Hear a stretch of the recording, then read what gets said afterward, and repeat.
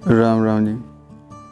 जपजी साहब जी की चौथी पौड़ी की पहली पंक्ति, साचा साहिब सच नहीं भाख्या भावापार। इसमें श्री गुरु नानक देव जी कहते हैं कि साचा साहिब, वो जो साहिब है, परमात्मा है, अकाल पुरख है, परमेश्वर है, वो सच्चा है, वो झूठा नहीं है। क्योंकि कुछ लोगों को सिर्फ देखी हुई चीज़ों पर विश्वास होता है, जिनकी तार्किक बुद्धि होती है, तो उनके मन में ये भ्रम पैदा हो जाता है कि जिस परमात्मा को सब संसार के लोग मान रहे हैं, उसका अस्तित्व है भी या नहीं। तो गुरु नानक जी उन शंकाओं का समाधान कर देते हैं कि साचा साहिब, वो जो साहिब है, परमात्मा है, वो सच्चा है, वो झूठा नहीं है, इसलिए उस पर शंका नहीं करनी चाहिए। सच नहीं, वो परमात्मा सच्चा है और उसका नाम भी सच्चा है, उसका नाम झूठा नहीं है। जैसे एक ओंकार से श्री गुरु ग्रंथ साहब जी की शुरुआत होती है और वेद भी ओम को ही परम ध्वनि कहते हैं, अनाहद नाद माना गया है। तो जो गर्भगंजन टीका है भाई संतोख सिंह जी का, उसमें भी भाई संतोख सिंह जी कहते हैं कि जो परमात्मा का आदि नाम है, सब नामों से पहले जो नाम था वो ओंकार था, जिसकी जो वंदना है गुरु नानक जी भी करते हैं और वेद भी उस नाम को सराहते हैं कि ओम से ही संसार की उत्पत्ति हुई है। जैसे विज्ञान भी कहता है कि संसार की उत्पत्ति बिग बैंग थ्योरी से हुई है। पहले एक बहुत बड़ा धमाका हुआ था जिससे लाखों सूर्य पैदा हुए, और ये पृथ्वी और नवग्रह भी सूर्य का ही अंग हैं, सूर्य के टुकड़े हैं। तो वो जो शब्द था वो ओंकार था, ये गुरु नानक जी भी मानते हैं और ये वेद भी मानता है। तो सच साहिब सच नहीं, वो परमात्मा है, सच है, और उसका पूर्वला नाम, सबसे आदि नाम ओंकार है, ओम है। और 4 प्रकार के नामों की व्याख्या गर्भगंजन टीके में की गई है। 4 प्रकार के नाम कौन से हैं?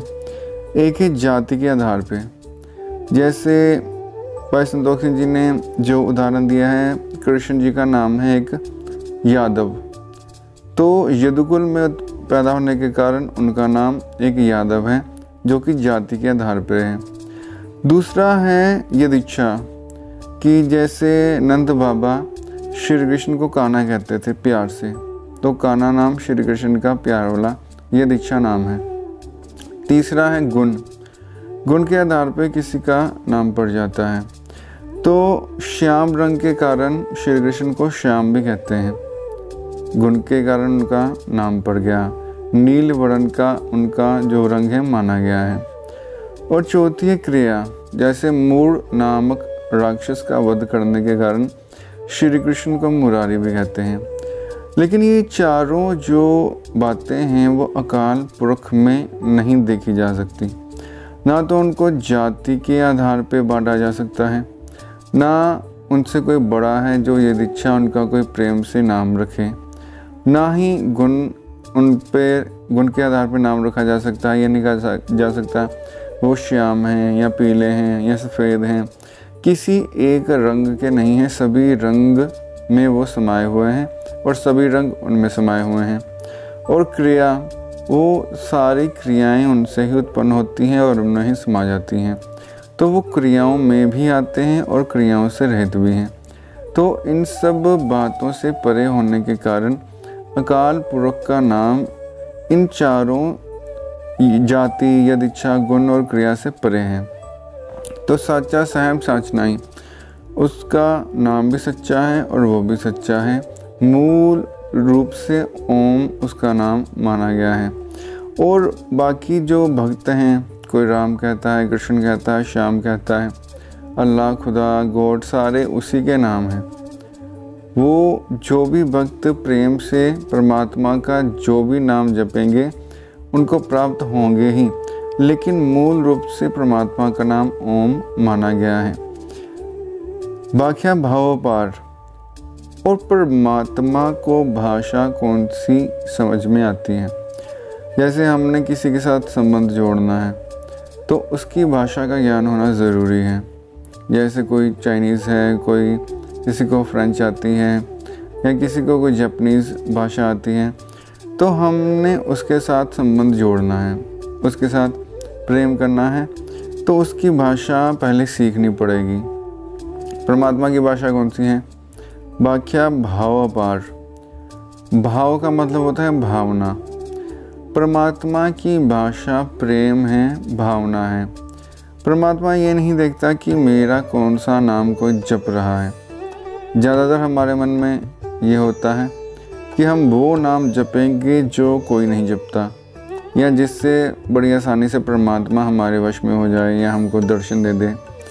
सबसे सरल नाम सारे ही सरल नाम हैं और सबसे सरल भाषा है प्यार की। बाकी आप अपने मन में कपट धर के जितने भी प्रेम से बोलें, परमात्मा हमारे हृदय में निवास करता है। मन की कपट को या मन की स्वच्छता को वो भलीभांति जानता है। तो मन में कपट रखकर नाम जपने का कोई फ़ायदा नहीं है। तो भावना से अगर परमात्मा का नाम जपेंगे, वो भी अपार भावना से, तो परमात्मा हमें प्राप्त हो जाएगा। व्याख्या भाव अपार। अपार भावना से परमात्मा का नाम जपना है। वैसे भी अगर आप नाम जपते हैं तो अगर तो हाथ में माला रखकर गिनती मिनती से नाम जप रहे हैं तो उसमें आपको रस नहीं आएगा। या कोई किसी व्यक्ति को अपने पास बिठा लीजिए और आप जल्दी जल्दी तेज़ से नाम बोलिए, जैसे आप बोलते हैं आम भाषा में, और फिर आप प्रेम से बोलिए, गा कर, पूरे आनंद लेकर। और दोनों में खुद भी फ़र्क महसूस कीजिए और सुनने वाले से भी पूछिए। सुनने वाला भी जिसमें आप प्रेम से भजन कर रहे हैं, परमात्मा का नाम जप रहे हैं, उसको ही सर्वश्रेष्ठ मानेगा।